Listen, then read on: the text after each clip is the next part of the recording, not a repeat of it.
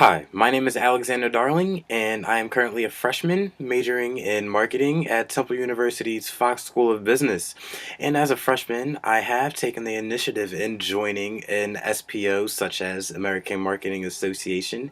and the experiences that I have gained so far have just really been invaluable as I've been able to meet with different employers and really get insight on what it is that they specialize in and how they apply themselves in the profession on a day-to-day basis. And it's really been able to give me the chance to look at myself in different ways in order to see what it is that I need to work on in order to become as successful as they have. And one thing that these employers have told me is to really take a look at your values as they serve as a foundation for who you are and possibly could be as a businessman.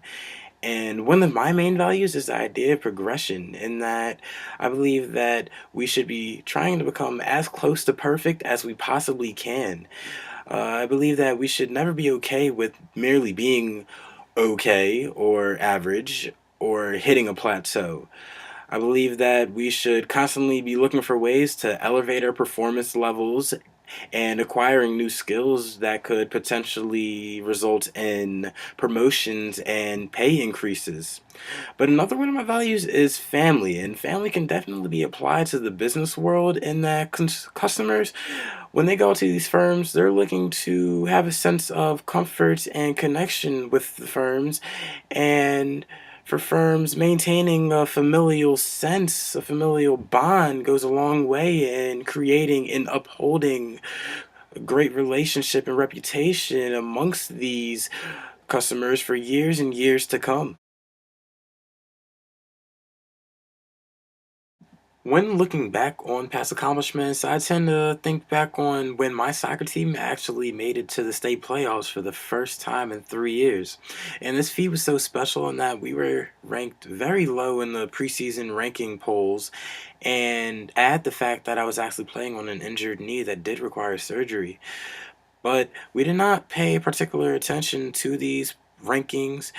as a source of motivation, but instead we really just focused on coming up with a goal accompanied with different strategies and tactics in order to make these goals come to fruition. And what we did with the goal and the strategies and tactics accumulated in a season that really just had a winning formula and enabled us to make the state playoffs. Inevitably, we lost in the first round to the eventual state runners-ups for the state championship, but our efforts did not go underlooked as we did get a feature on the newspaper for our valiant performance. And I wanted to make a connection with this because there often is a connection between sports and the business world, in that teams are very similar to organizations, in that in the business world there's going to be organizations that do have the one winning formula and really just come out with great profits and really take up the market share. And then there's going to be organizations that are underperforming and might actually be consumed by debt. But I believe that if these organizations really just come up with a goal and an efficient plan in order to achieve these goals, there's no reason why their performance levels shouldn't rise in the specific period of time that they have given themselves to accomplish their various goals. And I'd want to make a particular connection to the fact that I did play on an injured knee much of my senior year of soccer, in that the fact that I was willing to give it my all for the benefit of my team in order to win more games, it should definitely be compared to that of a servant leader who's going to give their all for the success of their organization.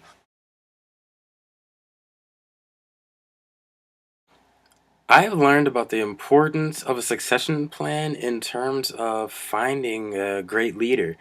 I look back at the Wall Street Journal, and there was an article almost every day about Microsoft and their troubles. And at the forefront of this blame was their CEO, Steve Ballmer. And Steve Ballmer's actually looked at as a penny pincher in that he's really just focused on how much money he can get out of releasing these products instead of actually focusing on the technological aspects of these certain products. And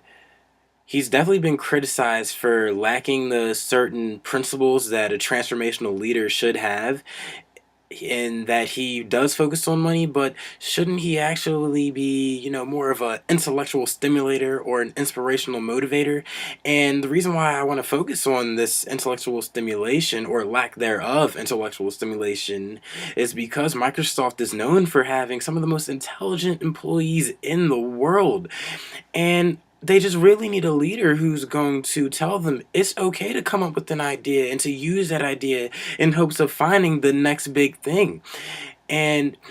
it should be noted that Bill Gates was important in, being a motivator for these people back when they were just the technological, innovative powerhouse that they were back when he was the leader. And he did give the employees a sense of comfortability and allow them to really just incorporate their ideas into different projects that they were working on. And that's why I really think it's crucial in these coming months for Microsoft to find a replacement for Steve Ballmer, one that's going to be more of a stimulating figure, one that's going to promote the idea of restoring the creative environment that they did have back when Bill Gates was their leader. And when they do find a leader who will specialize in the innovation, I really do assume that Microsoft will gain again in the market and be able to compete with that of Apple and Samsung.